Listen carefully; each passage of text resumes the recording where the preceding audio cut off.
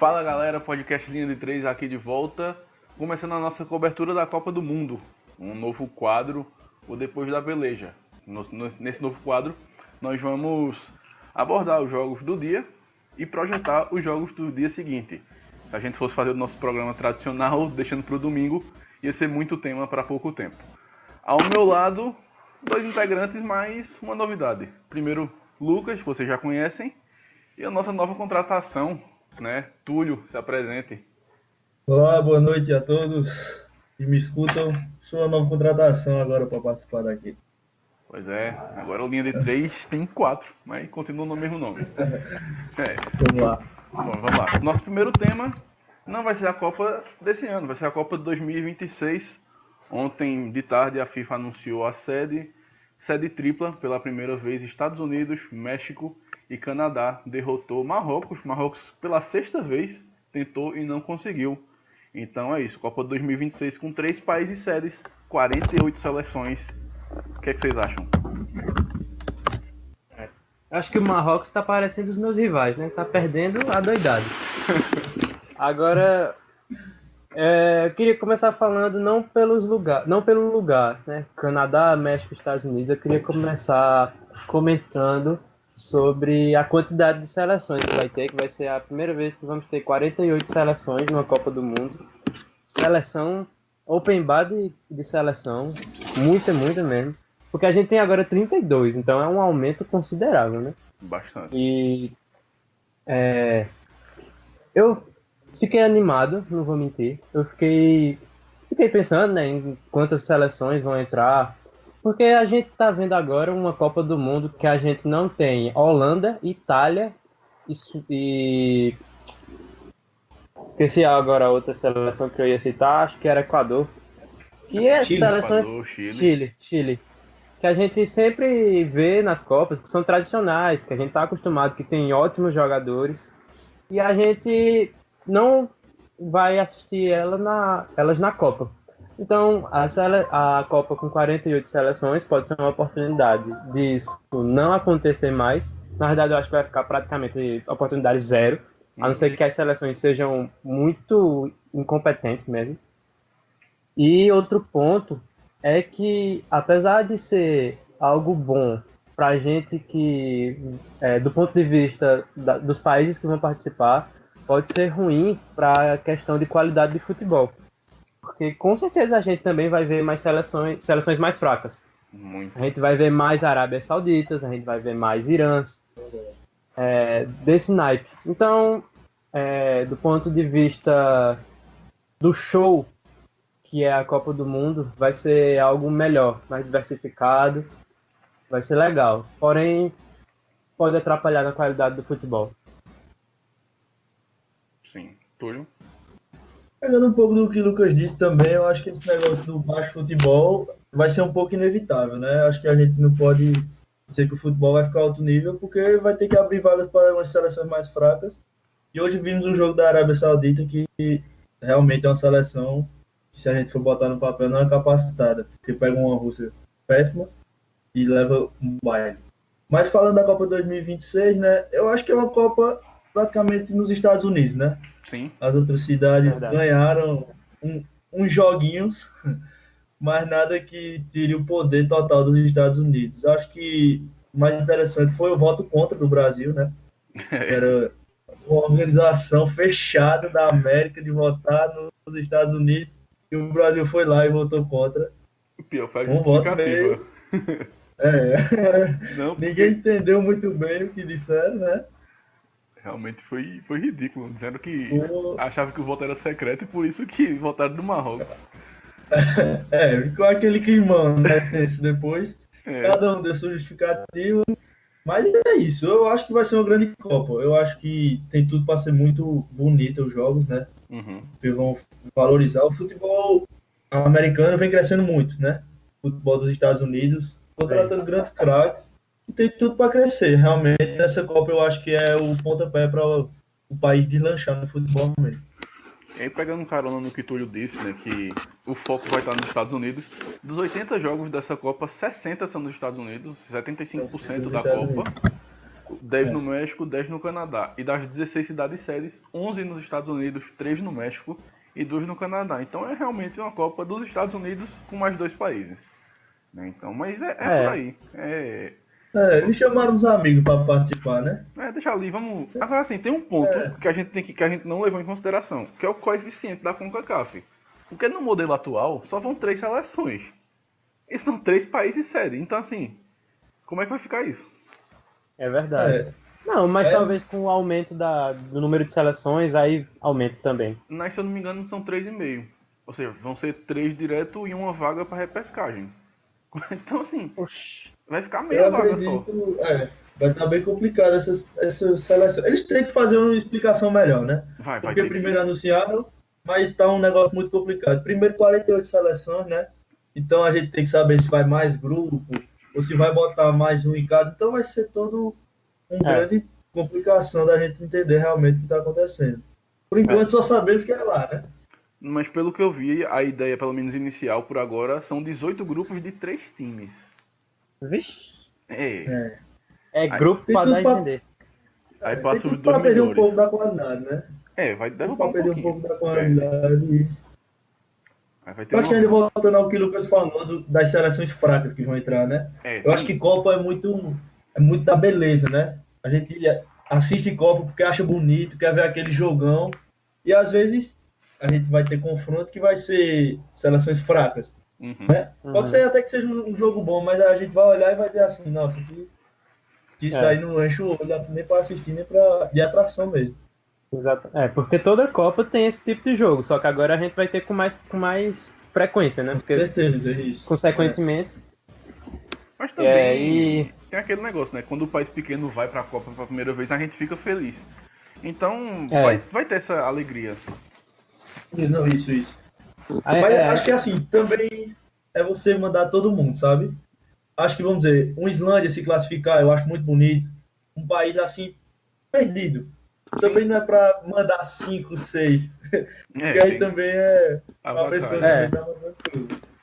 Mas aí também entra o que eu tinha falado antes dessas seleções, que elas entraram, ok, exemplo a Islândia, mas ao mesmo tempo a gente teve que perder a Itália para eles entrarem, tá ligado?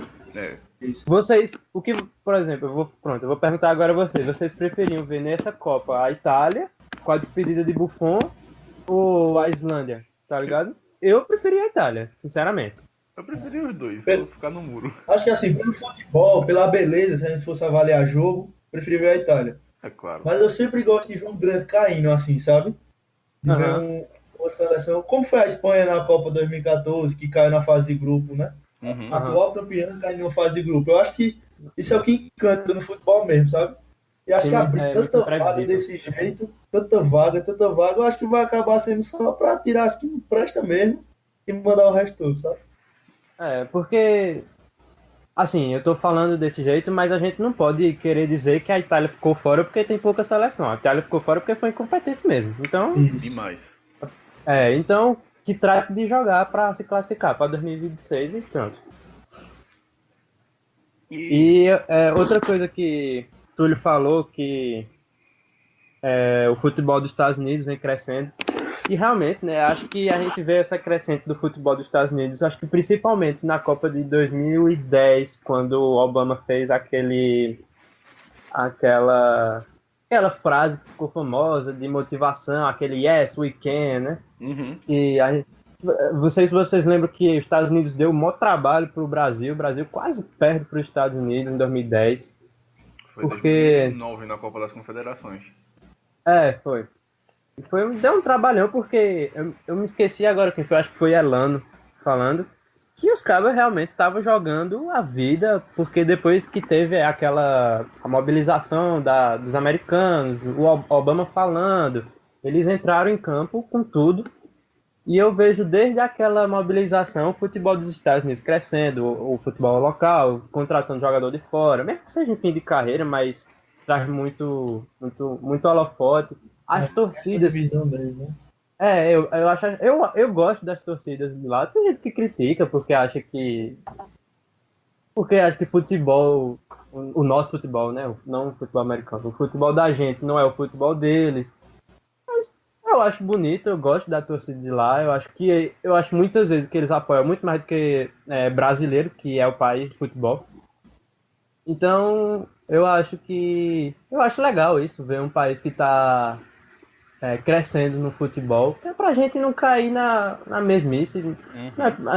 Futebol não precisa ser só Europa e América do Sul, não. O futebol pode se expandir para o mundo inteiro. Então, eu acho legal. E um país com uma potência que é os Estados Unidos, que todo mundo sabe o tamanho da influência dos Estados Unidos.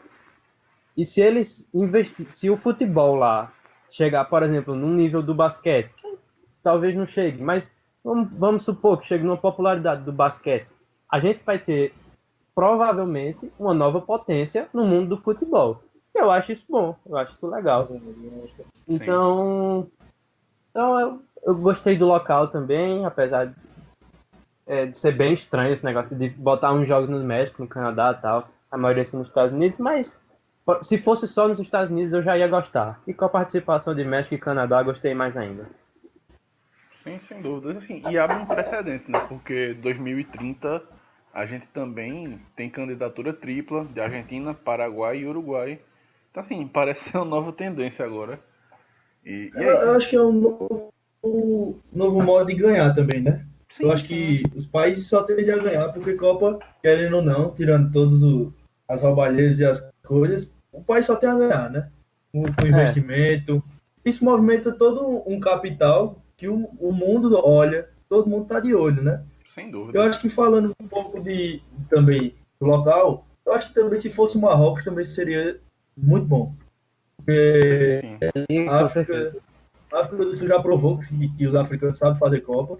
E eu acho que só teria a ganhar. Eu acho que a escolha foi certa, mas também seria muito bom a Copa lá. O Marrocos deu azar, né? Você pegar os Estados Unidos pela frente é covardia.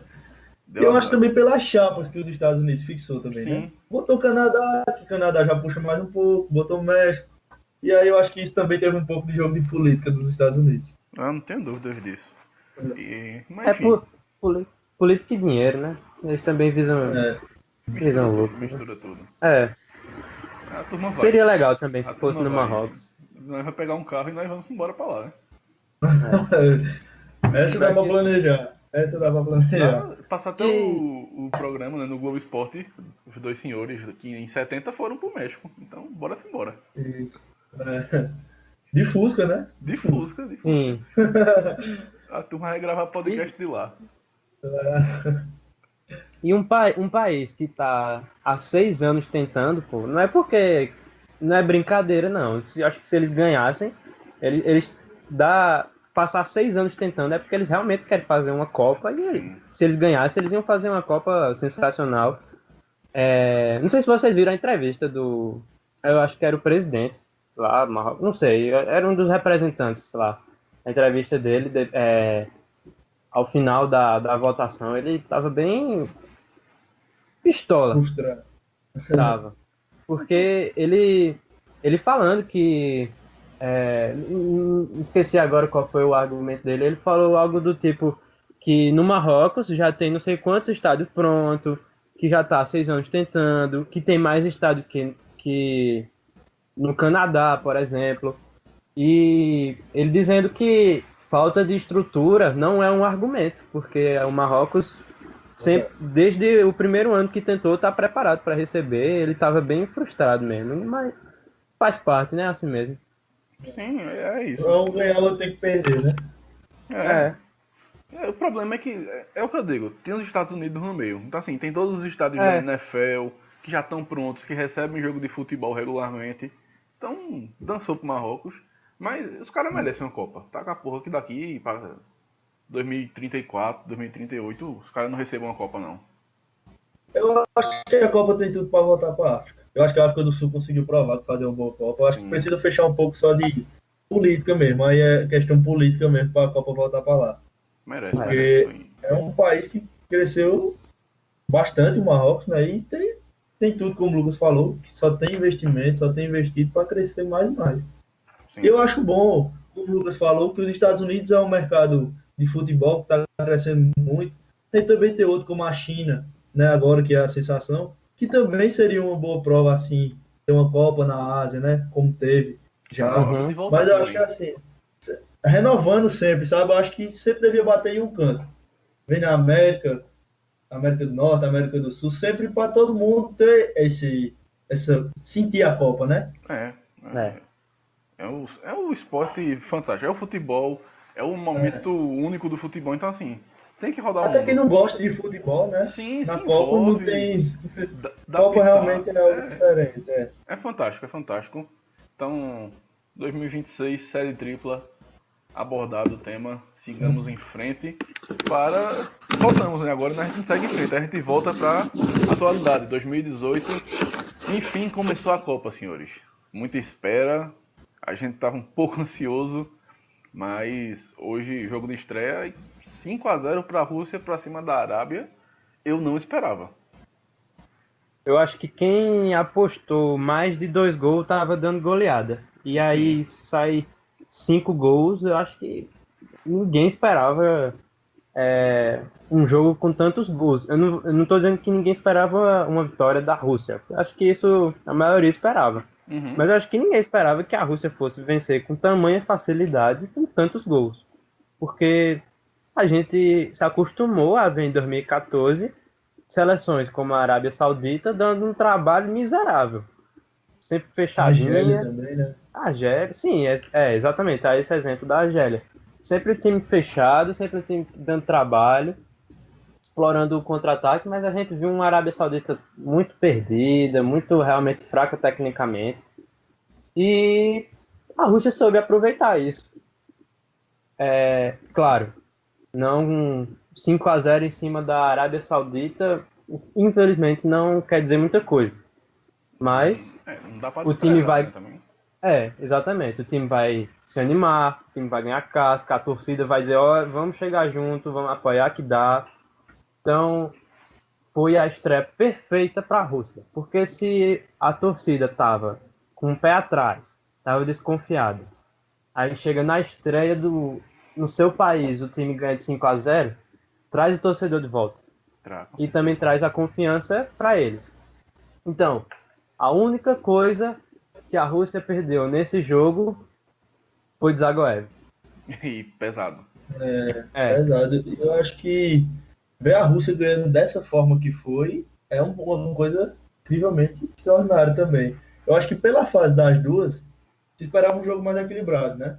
Se esperava um uhum, pouco da Arábia saindo um pouco mais, tentando mostrar alguma coisa. E se a gente for pegar um histórico, né, das Copas, só a maior goleada em estreia de Copas foi Uhum. hoje. uhum. A Rússia, né? A Rússia tão desacreditada que todo mundo desacredita, mas ela mostra que tem força, né? E eu acho que jogando em casa é outra coisa. Se a gente for pegar os últimos confrontos de Copa, de início, Brasil e Croácia, a gente viu que o Brasil sofreu, foi 3-1 sofrido, né? Sim, Aí a gente pega México e África do Sul, que foi em 2010, sofrido também, e essa, a Rússia completamente passou o carro. tranquilo, fez o resultado, isso. Não Sim, teve sim. dificuldade, não teve dificuldade, eu acho que fez um grande jogo e mereceu a vitória mesmo. Isso. Aí Túlio deu um dado interessante. De fato, essa é a maior goleada num jogo de abertura. No entanto, em 1934 a gente não tinha esse negócio de jogo de abertura. Era tudo simultâneo. Aconteceu em Itália 7 e Estados Unidos 1. Mas assim, como mas como a gente conhece jogo de abertura, essa é a maior goleada. Anteriormente a gente tinha Brasil 4, México 0 em 1950. E outro dado interessante é que jamais um time mandante perdeu na estreia.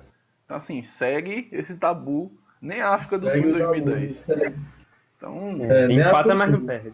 e assim, Lucas, Empata, mas não perde. Tchabalala, um mito. Não, Decidiu. E assim, Lucas disse e um negócio muito importante, né? Que a Arábia a gente esperava mais fechada e não jogou fechada. Esse foi o grande problema da Arábia. Ela se meteu a jogar bola e não tem qualidade.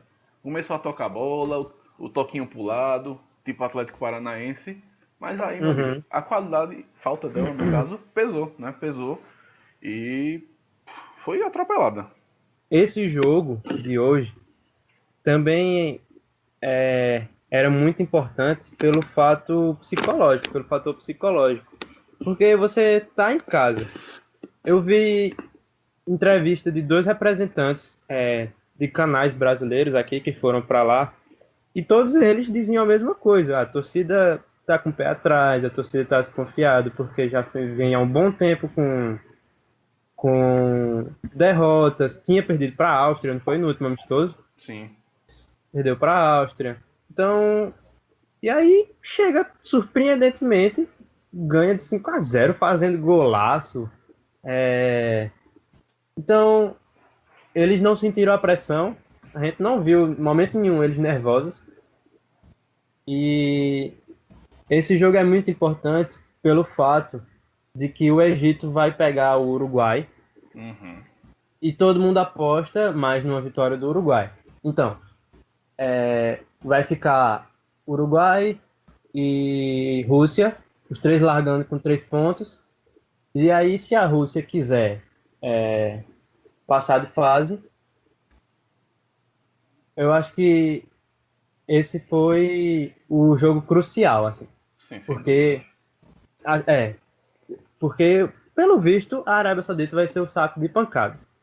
Então, se ela perdesse 2 pontos, se empatasse, né? Se ela perdesse 2 pontos para a Arábia Saudita, podia dar adeus, que não ia passar de fase. Uhum. Mas foi lá, fez seu dever de casa e, além disso, outra coisa importante foi que ficou com 5 gols de saldo.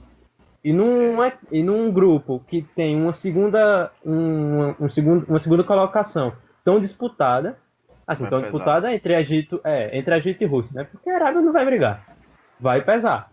Pesa Então, muito. 5 gols foi muito importante. Um grande salto para sair mesmo. E também contando na fase da Rússia, né? A Rússia não ganhava desde o dia 3/9 de 2017, né? Ixi, é muita Então, coisa. Quase um Eu ano. acho que assim, quase um ano sem ganhar. E uma seleção, claro que uma seleção que excede, né? Já entra direto, não tem tanto esse negócio de jogo, corrido, tabela apertada, não tem, né? É mais tranquilo. Mas mesmo assim, e a outra vitória foi contra um time, foi contra o Dinamo Moscou. Né? Então a gente pode levar como parâmetro também. A última vitória realmente foi contra a Nova Zelândia, contra uma seleção. Também não dá pra levar como parâmetro, não. E a Copa das Confederações da Rússia, né? Foram péssimos. Eles não passaram da fase do grupo. Né? Uma Então péssima a gente impressão. pegar uma seleção sede que vem numa má fase desse jeito, a gente é animador o começo russo, né? É animador. E eu acho que melhor do que esse começo é que só pega o Uruguai na terceira rodada, né? Uhum. Então se fizer um bom jogo contra o Egito e o Uruguai fizer um bom jogo contra a Arábia, o grupo se encerrou, né? Se caso confirme a vitória do Uruguai amanhã contra o Egito. Então eu acho que é isso. a Rússia tem tudo para passar, eu acho. Na minha visão, eu acho a Rússia mais favorita. Junto com o Uruguai, claro. Acho que assim, o jogo da manhã entre Egito e Uruguai já começa a decidir o que a gente tem pela frente. Porque vamos imaginar que Salah faça milagres e o Egito ganhe. O grupo ganha outra cara. O grupo fica totalmente em aberto. Mas se der o Uruguai... até a Arábia entra na brincadeira. Ganha uma oportunidade, né? Então assim, mas imaginar, vamos trabalhar aqui ideológico, o Uruguai vença. A Rússia ela tem o direito de empatar contra o Egito. Porque ela já vai folgada. Ela joga por 2 empates. Então assim... Ela joga por 2 empates, como o Lucas disse, né? Abriu 5. Então um saldo mesmo gigante. que o Egito ganhe da Arábia, tem que golear. Para conseguir um bom resultado, entendeu? Se a Rússia empatar com o Egito, na pior das hipóteses, tem que torcer por um goleado. O Egito tem que golear para tentar passar a Rússia, mesmo que perca por Uruguai. Realmente foi um estresse sensacional da Rússia. O ponto baixo, de fato, foi a lesão de Dzagoev. Assim, todo mundo estava assistindo o jogo, obviamente. Quando eu vi que alguém desabou, eu já fiquei, meu Deus do céu. A gente sente pelo jogador sem saber quem é, porque é o sonho da vida, jogando em casa. Eu senti, mas quando focou que eu vi o número 9, Dzagoev, eu fiquei triste, porque gosto muito, é um jogador de qualidade. Pra mim, o que mais tem qualidade no elenco russo. E aí... teve um desespero. Bateu um pouco de nostalgia, né? Sim, Deu um pouco de Neymar na nossa cabeça. A gente sente por ele. Ele é realmente um craque, né? Ele é realmente a estrela da seleção. E eu acho que era um dos títulos, era ele estar jogando também, infelizmente. Agora a gente torce para que não seja nada grave, que ele consiga voltar, né? Se depender de Galvão, ele não volta não. Porque Galvão cravou que o homem tá fora da Copa, que acabou o Se sonho. depender de qualquer um, isso aí ele- só volta ano que vem. Ele Casagrande também. Casagrande disse que só volta agora em 2026. Só Casão. faltou dizer isso. Realmente o desespero dos caras foi um negócio fora do normal. Mas aí a lesão teve um negócio bom, porque entrou o Cheryshev e o homem foi fantástico, né? 2 gols. É. E que gols, né? 2 golaços. Principalmente o segundo, que ele dá aquela trivela absurda que o goleirão não tinha o que fazer. Apesar disso, Fazer, só pular pra sair na foto. só ali, aquilo ali, perfeito, grande chute. Foi muito feliz na bola, né? Isso, felizaço. E apesar disso, Cheryshev não foi o homem da partida, né? Quem assistiu percebeu que Galavin foi o destaque. Ele ganhou o homem da partida pela FIFA, né? Mas Então, ele assim, foi quem analisou a partida, ela vinha realmente. 2 assistências, participação direta em gol e depois faz aquele gol de falta que só faltava ele fazer. Então, assim. Botou com a mão, né? Botou com a mão. E é um jogador muito novo, 22 anos. Então, assim, a gente começa a ficar de olho. Então, Eu acho que o crescimento do futebol também passa por isso, né? Todos os países têm pelo menos um jogador novo que é destaque. Eu acho que isso daí mostra muito da força do futebol. A gente não pode desacreditar total na seleção, né? A Rússia mostrou isso hoje, jogou muito bem. Botou um jogador que nem ia ser convocado, fez o gol, terceiro gol, né? De cabeça. E 2 jogadores que não iam ser convocados, né? Porque o primeiro também não ia ser convocado, fez um gol de cabeça também e decidiu todos os jogos. Né? Coisas do futebol, né? Realmente. É. Por isso que esse esporte é tão apaixonante. Né? O cara tá fora dos planos, entra de última hora e quando vê, vai lá, faz um gol, resolve uma partida. É o futebol. Mais alguma coisa a falar do jogo? Não. Encerrado. Então, a gente encerra esse pós-jogo, mas segue com a programação para amanhã, 3 jogos aí, e começa a loucura de 15 dias com um jogo todo dia. Né? Às 9 da manhã a gente tem Egito e Uruguai, né? Que é o jogo que já começou a abordar, que já começa a definir um pouco o cenário do grupo. O que, é que vocês esperam para essa partida? Com o Salah confirmado, o treinador do Egito confirmou a presença do atacante do Liverpool. A projeção em relação ao grupo a gente já fez aqui, né? Mas em relação ao jogo, vamos lá. Eu tava pensando, o tamanho que Salah se tornou, o gigante jogador que ele se tornou essa temporada, porque vamos pensar aqui, Salah não existe. Pega Uruguai contra Egito. Alguém ia apostar no Egito? Ninguém. Em sã consciência. E hoje em dia, a gente pega Uruguai e Egito com o Salah, a gente tem um pezinho atrás, a gente pode dar Egito, pode dar um empate. Então, um jogador, ele foi tão gigante nessa temporada, e realmente ele jogou demais, merecido esse reconhecimento. Ele se tornou tão grande que um jogador pode fazer com que um time inteiro revolucione realmente ali, né? Porque o Egito ganhar do Uruguai numa Copa do Mundo, logo o Egito que fazia tanto tempo que nem ia para a Copa, então já tá longe demais, né, do que se esperava. Então, Salah é um jogador excepcional mesmo. Essa temporada foi incrível, mas eu não, mesmo assim, mesmo com esse pé atrás, mesmo com essa desconfiança, eu não consigo apostar numa vitória do Egito, não. Eu acho que o Uruguai consegue vencer, porque Suárez e Cavani também jogaram demais nessa temporada. Sim. Eles vêm em alta. A gente sabe como o time do Uruguai é encaixado. Então eu aposto numa vitória do Uruguai, apesar de que eu achar que vai ser mais apertado do que foi hoje. Eu acho também que, obviamente, a gente não pode comparar o elenco do Marrocos, do Egito, desculpa. O elenco do Egito com o do Liverpool. Mas se a gente for parar para pensar, Salah foi quem mudou o Liverpool, né? Sem dúvida. Eu acho que, claro que tem outros craques também, como Firmino, como Mané, mas o time era desacreditado depois da saída de Firmino, né? Havia uma interrogação, por que seria o Liverpool? Porque, depois da saída de Coutinho, perdão. E eu acho que com a saída de Coutinho ficou um buraco e todo mundo pensando o que é que vai ser da gente agora. Perdemos nosso craque. Salah chega lá, ele monta um time, ele é artilheiro do inglês, né? Maior da história, maior do Liverpool. Então a gente faz assim, a gente botar o Egito como um dos favoritos do grupo, hoje, a gente acha normal. Mas se a gente for parar para pensar, é o que o Lucas disse. Sem Salah, a gente não acharia isso normal, né? Exatamente. Porque colocar o Egito num patamar de Uruguai, uma seleção que já é campeã, de uma Rússia que vem bem, né? É um time bom, tem elenco. Então a gente realmente tem que estar convicto que o Egito pode surpreender bastante. Sem dúvidas, sem dúvidas. É por aí, porque assim, ninguém realmente acreditava nessa temporada de Salah, convenhamos. Ele chegou no Liverpool desacreditado, já tinha passado pela Premier League e no Chelsea não rendeu. A galera tá assim, a contratação, quando eu vi a contratação do Salah, eu realmente fiquei sem entender. Eu não contrataria na época. Mas, assim, é a temporada da vida dele, ele ganha um outro patamar, ele chega a um patamar de realmente um grande jogador e que, sim, a gente olha assim, tem condição dele carregar o Egito.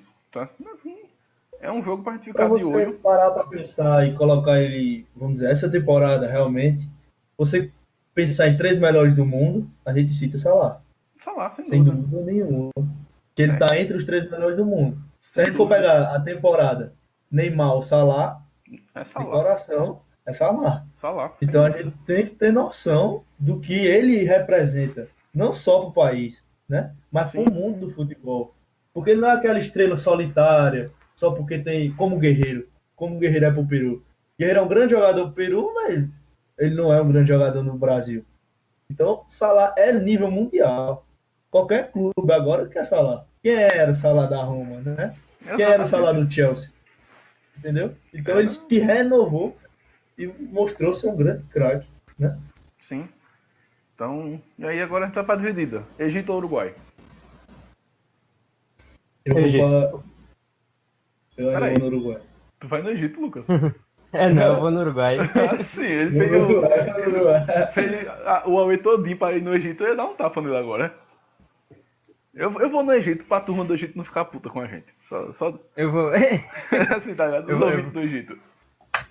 Nem eu disse, apesar disso tudo, apesar de eu estar muito, muito ansioso para ver Salah jogando, né? Porque depois daquele lance com o Sérgio Ramos, dele sair chorando de campo, de todo Sim, mundo sim. achar que ele tá fora da Copa, e aí, felizmente, ele consegue jogar, então eu acho que ele vai entrar ali para jogar a vida, vai dar tudo que ele pode em campo, e eu tô muito ansioso para ver ele jogando. Sim. Aí eu vou passar as escalações prováveis. O Egito vai com El Adari no gol, um goleiro de 45 anos, vai ser o mais velho a jogar na Copa do Mundo, Vixe. superando o Fred Mondragon, que em 2014 jogou a Copa aqui no Brasil, da Colômbia, com 43 anos. Na defesa, Abdesfarri, Egazi, Ali Gabri e Fati. No meio, Hamed, Elneny, que é o mais conhecido do Arsenal, Trezeguet, que não é aquele, só para constar, Abdallah Said, Salah e no ataque Marwan. Provavelmente é uma equipe que vai entrar no 4-2-3-1. Já do lado do Uruguai, a gente tem Muslera, contestável, não acho bom goleiro, Laxalt, Godin, Jimenez e Varela, Betancur, Vetino, De Arrascaeta e Nandes. No ataque, Soares e Cavani, 4-4-2 clássico. Godin vai jogar? Sim, tá entre os cotados. Repete a defesa aí, por favor. Laxalt, que é o lateral esquerdo, mas pode ser Cáceres, então assim. Mas eu botei Ah, Laxalt, sim. Godin, Aham. Jimenez e Varela. Sim, ok. É uma defesa de respeito, inclusive. É. E aí a gente passa pro jogo aleatório, né? Um jogo bem que ninguém. Que o povo vai assistir porque é a Copa. Que é o jogo do meio-dia, Marrocos e Irã. O que, é que vocês esperam?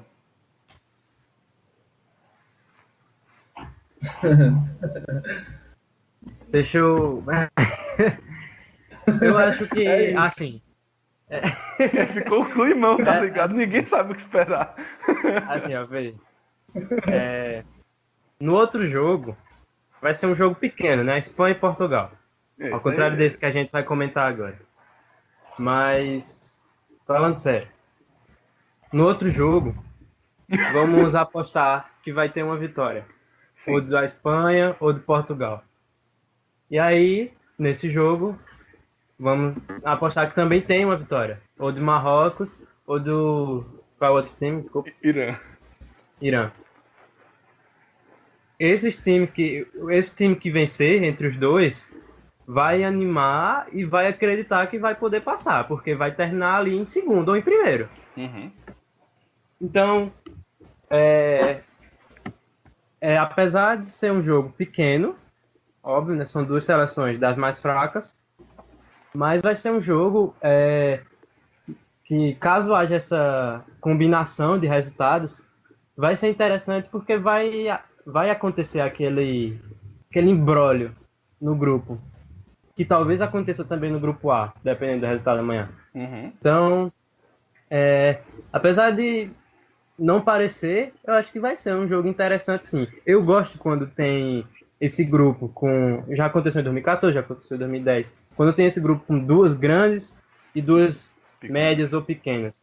Porque tem um risco de acontecer ali uma tragédia, né? Porque um Portugal ou uma Espanha fora na fase de grupos é uma tragédia, como foi em 2014. Então, vai ser legal.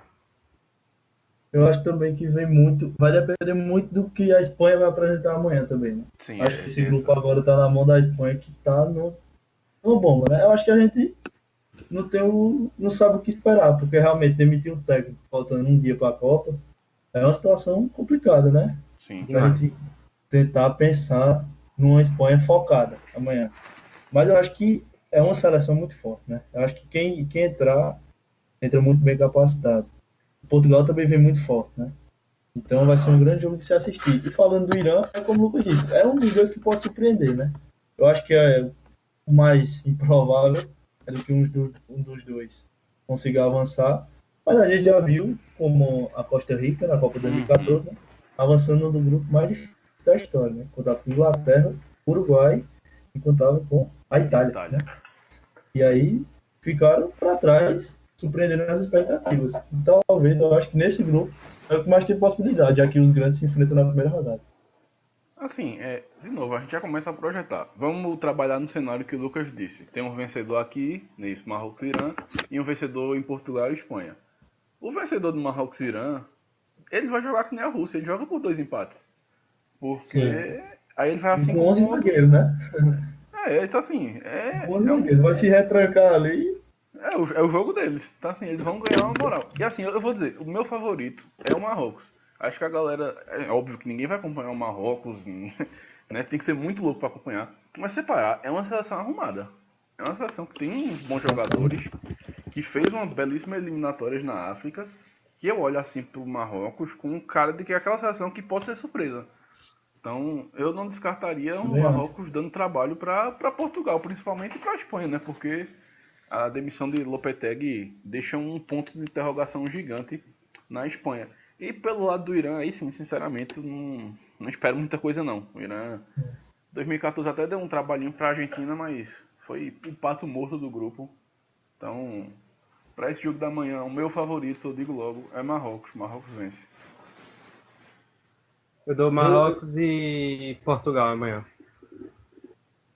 Eu acho que a Espanha consegue um empate ainda. Mas eu também acredito no Marrocos.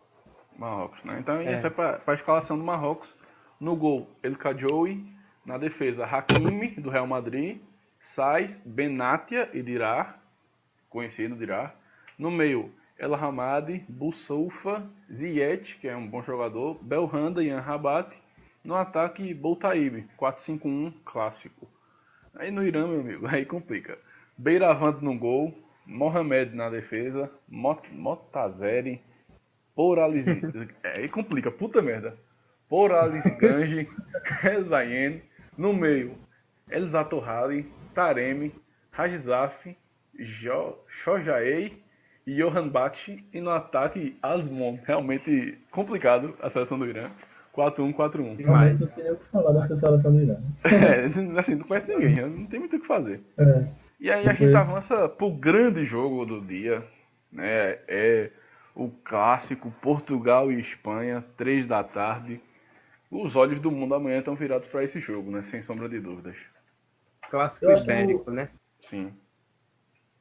eu acho que é o primeiro grande jogo, né? Da fase de grupo, eu acho que é o do jogo mais esperado dos confrontos, porque são duas grandes seleções, né? As duas com capacidade de brigar pelo título. Portugal provou não ser uma grande seleção, mas na Eurocopa, quando tá ali fechadinho na dele, sabe fazer, né? E a Uhum. Espanha, eu acho que eu não sei o que dizer da Espanha, né? Porque perde um técnico, depois vim de uma péssima Copa, né, do Brasil. Então, realmente, as expectativas eram altas para essa, né? Deixou grandes pratos fora, né?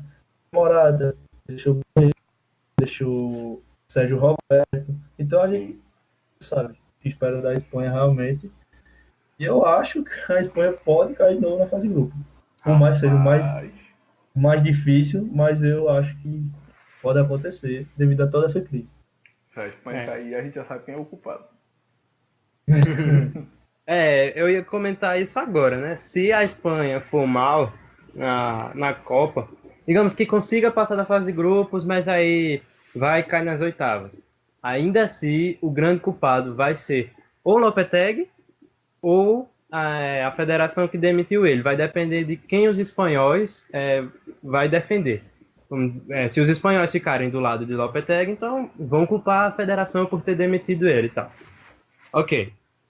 Aí o queridíssimo senhor que entrou no lugar de Lopetegui deu a entrevista dizendo que não vai mudar um trabalho de 2 anos em 2 dias. Óbvio que não. Ok. Mas o problema não é esse. O problema não é dentro de campo. O problema não vai ser ele ali na beira do campo. O problema é o psicológico. O problema é o emocional que esse rebuliço inteiro causou. Que, que de alguma forma vai atingir os jogadores. A gente tem jogadores ali dentro já consagrados, como Sérgio Ramos, como Iniesta, com experiência. Mas é uma Copa do Mundo. É uma Copa do Mundo. É a última de Iniesta. É, é o maior torneio do esporte. E aí você perder seu treinador há poucos dias de começar a Copa e também por causa, em parte, do Real Madrid. E a gente tem jogadores do Real Madrid ali, Sérgio Ramos, Carvajal. E isso também pode causar um clima ruim entre eles ali. Tem Sim. Asensio também. A turma Porque do tem muita Barcelona. gente teve muita gente questionando a, a moral do Real Madrid. E aí tem jogadores ali do Real Madrid, ali dentro. Então, Uhum. isso pode também afetar a equipe. E caso haja algum desastre com a Espanha, realmente já temos um culpado. Ninguém vai culpar o time. E assim, eu sinceramente também não culparia Lopetegui, porque assim, em 2014 a gente viu a mesma coisa. Louis van Gaal, enquanto treinador da Holanda, acertou com o Manchester United e continuou. Levou a Holanda Uhum. para a semifinal, terminou em terceiro lugar. Então assim, eu achei muito precipitado por parte da Federação Espanhola, desnecessário, sabe? Pelo menos se fosse um mês antes da Copa, beleza, tinha um tempo de trabalho. Enfim, há 2 dias da Copa é algo que não se faz, sabe? Então assim, eu achei um tiro no pé enorme, porque a gente tratava a Espanha como favorita ao título e virou uma grande interrogação a seleção espanhola. Para esse jogo da manhã, sinceramente, não sei não, hein? Portugal dá para cometer Sinceramente, o eu crime. acho um pouco de covardia de ambos, né? Tanto de Sim, Lopetegui, acho que um treinador, quando assume uma seleção, eu acho que ele não deve pensar em clube, né? Até porque ele está representando o país dele. Mas eu acho que o Real hoje, né, está num nível tão grande que os treinadores realmente pensam para esse lado. Mas eu acho que assim, ele não tinha nem 6 meses que tinha renovado o contrato dele, né? é isso que é Até foda, pô. 2022. Ele tinha renovado o contrato, ele tinha feito toda uma cláusula. Ele era realmente a esperança da Espanha. Porque se a gente for pensar, uma seleção, acho que o treinador é crucial. Se a gente for pegar Tite revolucionar a seleção brasileira realmente e chegar numa seleção desacreditada como a da Copa de 2014 e fazer com que todo mundo acreditasse nela Uhum. 4 anos depois, né? Então eu acho que ele tinha uma boa jornada, tinha um bom caminho, né? Depois da saída do treinador, que também já tinha feito história, né? Mas Del infelizmente Bosque. caiu. Del Bosque, isso. E aí, agora fica essa interrogação. Eu acho que a Espanha pode ser que caia logo agora. Realmente. Aí Pode ir, jovem. tem muitas conspirações, vamos dizer assim, que dizem que o Real Madrid fez com que ele saísse. Por quê?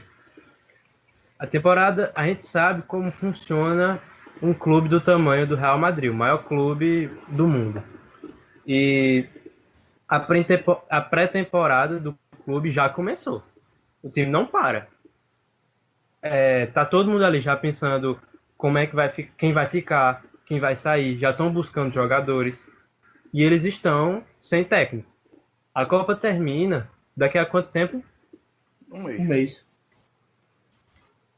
E está previsto para recomeçar a temporada na Europa mais ou menos quando? Um mês e meio. Pois é. Ele ia ter ali o quê? 20 dias, 15 dias para fazer uma pré-temporada com o time. Seria realmente algo horrível para um time do tamanho do Real Madrid e para os costumes europeus também, né? Tem esse costume de já montar toda uma pré-temporada com o treinador. E também passa muito do susto que Zidane deu no Real Madrid, né? Porque Com certeza. um técnico tricampeão da Champions, né? Que ninguém contestar. Eu acho que ele também sentiu um pouco da contestação de Florentino, né? Que disse que demitiria ele se ele não mantesse o nível no começo da temporada, né? E foi uma falta de respeito total, né? Um treinador que já tinha sido bicampeão da Champions, né? Tanta coisa que ganhou pelo Real e só porque estava fazendo uma mal temporada, ele já era cogitado a sua saída. Tá? A torcida pediu sua saída. Mas eu acho que o treinador está sempre sofrendo pressão, né? Eu acho que é uma profissão ingrata do futebol, é treinador, principalmente no Brasil, mas desse jeito que eles estavam, eu acho que vai ser complicado agora para a Espanha. Sim. Porque a gente vê muito isso nos clubes. Vamos supor que Lopetegui trabalhasse num clube. Real Madrid, pronto, Real Madrid. E aí ele decide ir, não sei, para o Bayern.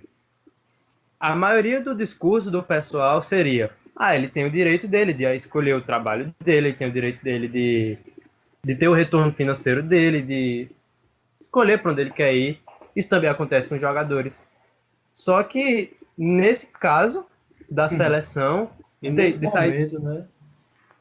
ter saído de uma seleção para o Real Madrid, tem muita gente questionando ele, xingando, tal, muita coisa mesmo.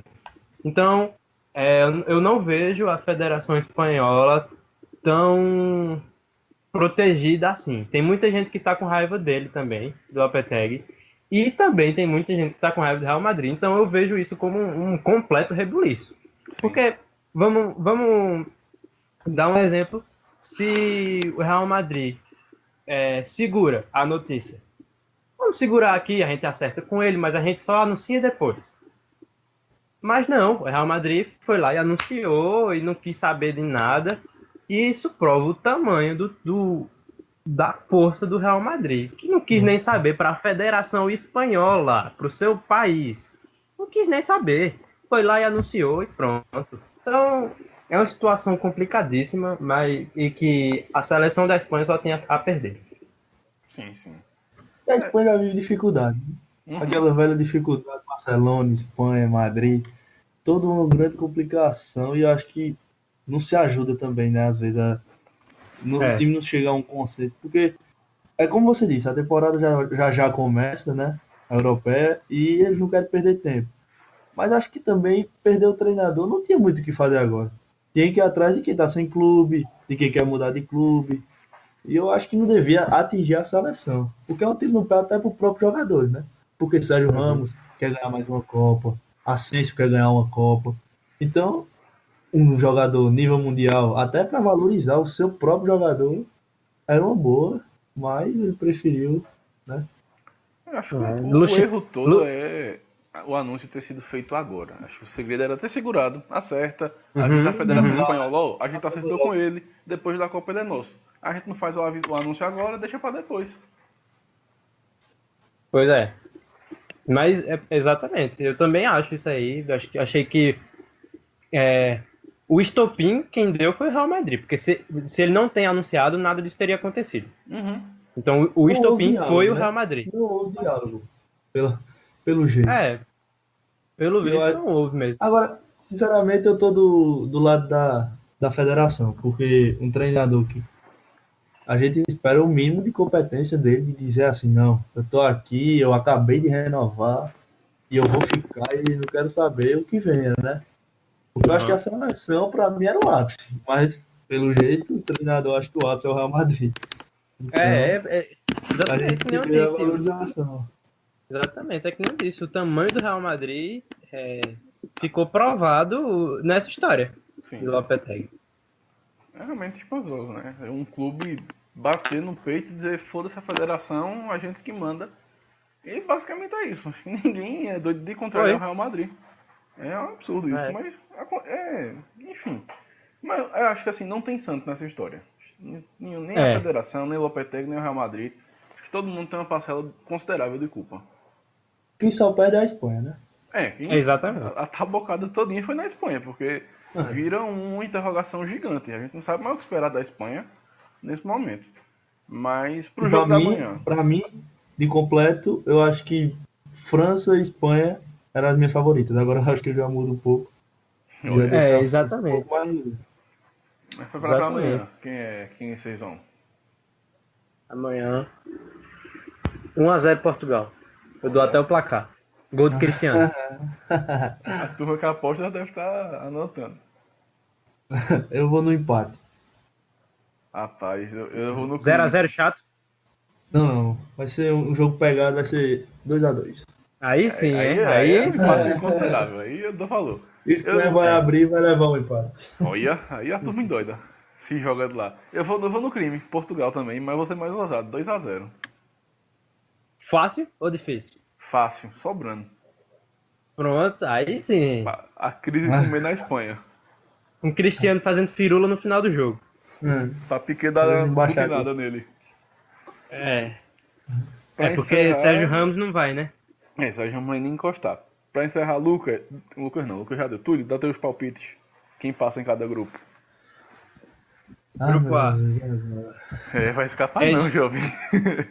Agora, eu vou dizendo, tu vai falando. Egito, Uruguai, Rússia e Arábia Saudita. Quem passa? Uruguai em primeiro e Rússia em segundo. Espanha, Portugal, Marrocos e Irã. Portugal passa em primeiro e a Espanha passa se arrastando nesse grupo aí. França, Austrália, Peru e Dinamarca. Eita, essa é França. Eu acho que a França passa com sobra. Eu acho que fica Peru e agora? E Dinamarca, né? Eu acho. Na máquina. Eu vou apostar no Peru aqui, América do Sul. Boa. Apostar no Guerreiro. Mas agora vem um grupo mais difícil. Argentina, Islândia, Croácia e Nigéria. Rapaz, também acho mais difícil. Acho que a Croácia surpreende, passa em primeiro e a Argentina ainda consegue uma vaguinha ali. Dei valor. Aí sim. Grupo Brasil, Suíça, Croácia e Sérvia. Croácia não, pai. Costa Acho que o Rica. Brasil. Desculpa, Suíça, Costa Rica e Sérvia. Isso, eu acho que passa o Brasil e Suíça mesmo. Puxa. Brasil e Suíça, bicho. Foi isso aí, pô. Aposta na Suíça também. Alemanha, México, Suécia e Coreia do Sul. Eu acho que para mim esse é o grupo mais difícil de dizer. Na moral, bicho. Esse é difícil mesmo. Eu acho o México e o... Embaixo do México aqui, por favor. México, Suécia e Coreia do Sul. Porque a Suécia fez uma eliminatória muito boa, né? Apesar de ter passado na repescagem, tirou a Itália, vem com confiança, né? Barraram Ibra. Então acho que vem peitando, né? Vem dizendo assim, eu vou. Então acho que eu vou apostar em Alemanha e Suécia. Dessa vez não desce vez pra América, não, tá? Dei não. Bélgica, Panamá, Tunísia e Inglaterra. Panamá e Tunísia. Vai te lascar. É. Eu acho que Inglaterra vem muito bem, né? A seleção tá muito boa. Não, mas Renovada, né? vai jogar como sempre, vai perder como sempre e jogar como nunca. Eu acho que Bélgica e Inglaterra. Eu também acho que esse grupo não vai ter surpresa, não. Vai Eu acho que sim. não. Aí, Polônia, Senegal, Colômbia e Japão. Esse grupo é chato. Rapaz, esse é o mais chato. Esse é Esse eu acho que a gente chato. acho que assim, de fraco o Japão, né? Acho que pra mim eu não vejo o Japão passando, mas que não seja uma seleção fácil. Seleção chata de É difícil, pô. E Senegal vem muito bem, né? Tem um meio Senegal tem uma bom, seleção muito boa, pô. um meio muito bom, tem um ataque bom, né? Tem. Então, e acho que líder, mas ainda acho que passa Colômbia e Polônia. Caramba, bicho, coitado do Senegal. Elogiou e deu uma tabocada no final. Não é. O pessoal precisava não Alisei ficar só com pra raiva. dar um murro. Alisei só pra dar um murro. Só pra a turma não reclamar. É só passar as escalações de Portugal e Espanha. Portugal provavelmente deve ir com Rui Patrício, Rafael Guerreiro, Bruno Alves, Pepe e Cedric. William Carvalho, João Moutinho, João Mário e Bernardo Silva. No ataque, Cristiano Ronaldo e Gonçalo Guedes. Já a Espanha... Gonçalo Guedes. Gonçalo Guedes. A turma tá esperando ele. Eu não acho o Gonçalo Guedes uma surpresa. Eu acho que a gente acha estranho porque tem André Silva, mas a temporada de André Silva é péssima, né? Pelo Milan. E o que ele fez pelo Porto não conseguiu repetir metade. Pelo Milan, então eu acho que Guedes foi um dos destaques, né? Atuando pelo Valência, não é isso? Sim, então, eu acredito ele um bom jogador. E cai pelas pontas também, né? Ele abre pela esquerda, então abre pela direita. Então é uma opção também, né?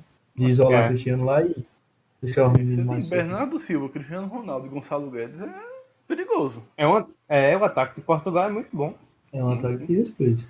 Mas do outro lado a gente vai ter De Gea, assim, já para aí, né? Assim, é um goleirozinho um pouco bom. Jordi Alba, Piquet, Sérgio Ramos e Aspilicueta. Carvajal não joga, machucado ainda. Thiago, Busquets, Iniesta, Isco e Davi Silva. E no ataque isolado, provavelmente, Diego Costa. Que seleção, bicho. É complicado, essa seleção é... A minha seleção mesmo. Vai ser jogão. Que horas vai ser? 3 ou 9? 3. 3 horas. 3 horas. Só pra repassar. Egito e Uruguai, Diego 9 Costa, horas. né? Renovando aí. Diego Costa é... É porque ele ainda não treinou na seleção, né? Ele tem aquele problema de se adaptar rápido, né? Aquele problema de desvio de moral, né? Que eu nunca vi, não. Ali é que nem Sérgio Ramos ali. Meu Deus do céu. Pelo menos não tem Antônio Conte no banco. Ixi, Mas eu acho que deixar a Morata de fora e trazer aspas. A gente realmente peitou, hein? Ou ele já sabia. A gente discutiu isso aqui. Realmente É um negócio... Por mais apesar da péssima temporada de Morata também, né? A gente não pode dizer que ele fez uma grande temporada para dizer, mas dentre as opções, eu acredito que ele deve ter ficado fora. Eu também não deixaria ele de fora, não. Como Nainggolan, né? Mas isso aí... É porque aí a geração belga possante quer ser eliminada como sempre. Ô, bicho. Ai, meu, sou golpe, meu amigo. Afinal, vai ser Brasil e Bélgica. Meu cu, quero Brasil e França. Eu quero tirar esse demônio da França. Não aguento mais perder para a França. Então, só repassando amanhã, Egito e Uruguai, 9 horas. Meio-dia, Marrocos e Irã. Obviamente, o melhor jogo. E 3 da tarde, Portugal e Espanha. Mais alguma coisa? Só isso mesmo. Valeu, Túlio. Muito bom a estreia. Valeu, Luquinhas. Valeu, Guilherme. Já entrou fazendo gol. Já entrou... Reconhecimento... Gostei. A torcida já tá gritando o nome já dele. entrou fazendo gol, batendo no peito, dizendo aqui é raça, como se tivesse no final do ano. Eu estou aqui. Então é isso, forte abraço. Amanhã a gente se vê repassando todos esses jogos e projetando os jogos de sábado. Um grande abraço e até a próxima.